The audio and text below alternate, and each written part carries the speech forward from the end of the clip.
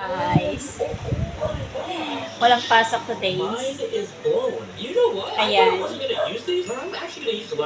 Sa mga wala silang magawa, ang ginagawa lang nila ngayon ay ang ginagawa ko ba?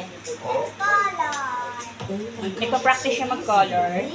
Kasi gusto niya matuto ng magandang pagkukulan. Dahil si Kuya, walang ginagawa kundi maglaro at manood ng TV.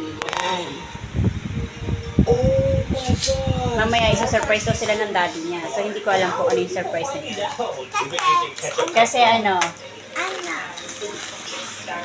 Ang taas ng score ko. Mataas daw kasi ang score niya sa summative test nila. At saka yung ano tawag ba?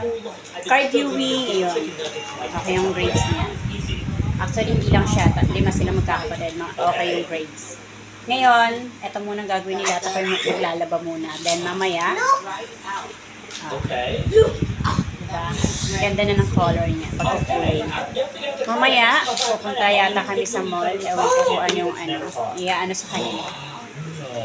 Yun. Yun lang guys. Bye! Bye na. Bye-bye!